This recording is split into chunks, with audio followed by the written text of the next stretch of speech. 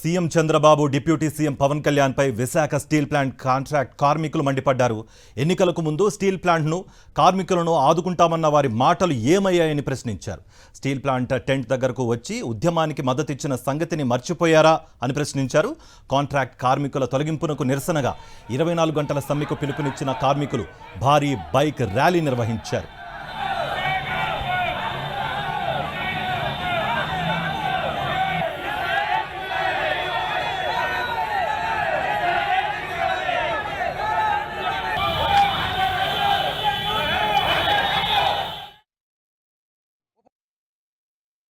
టోటల్గా ఇప్పటికే 288 మందిని తొలగించారు. మొత్తం 1100 మంది పైసలు తొలగించారు ఆ లెక్కల ప్రకారంగా.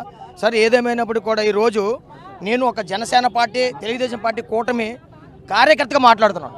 అయ్యా పవన్ కళ్యాణ్ గారు, ఈరోజు మీరు ఉప ముఖ్యమంత్రి అవడానికి మేము సాయశక్తులు మేము డీపీ వాళ్ళమండి. మేము మీకోసం ఆహ్వానించిన పోరాడి ఓటేసి గెలిపించాం. ఈరోజు కూటమి ప్రభుత్వం వచ్చిన తర్వాత అన్నవరం రామచంద్రని అలవటిస్తున్నాం. మీరు ఇదే పవన్ కళ్యాణ్ గారు ఇదే ఇక్కడికి కోరపల్లి సెంటర్కి వచ్చి మీ ఉద్యోగ భద్రత స్టీల్ ప్లాంట్ మీద ఏగ వాళ్ళని చెప్పిన పెద్ద మనిషి గత 20 రోజుల నుంచి ఇన్ని దపదపాలు చర్చలు అవుతాయి. మీకు నోటీస్కి రాలేదా? లేదు మీకు సెంట్రల్ గవర్నమెంట్ ఏం లోపాయకరమైన చర్చలు జరిగాయా? ఈ సందర్భం ప్రజలకు మాకు తెలియజేస్తే మా కార్మికులు పొట్టపైన కొడుతారు. మీరు స్పందించాలని పవన్ కళ్యాణ్ గారిని ఈ సందర్భంగా అడుగుతున్నాం. నా పేరు Kona Ramana, HMS union, independent union, Janasena party సంబంధించిన కార్యకర్తని. మేము నిర్వాసితులం, మా భూములన్నీ తీసుకున్నారు.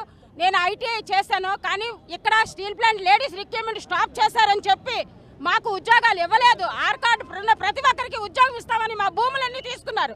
ఈ రోజు మాకు ఉద్యోగం ఇవ్వలేదు, కానీ లేబర్ ఉద్యోగం, అన్స్కిల్డ్ ఉద్యోగం ఇచ్చారు. నాకు ఈ రోజు కూడా నా పేరు లిస్టులో వచ్చిందని చెప్తున్నారు. అది అన్యాయం. నాకు తొలగించారని చెప్పారు. ఇంత అన్యాయం చేశారు ఈ స్టీల్ ప్లాంట్ వారు. మాకు ఉద్యోగాలు ఇవ్వాలి, లేదా మమ్మల్ని విధుల్లోకి తీసుకోవాలి.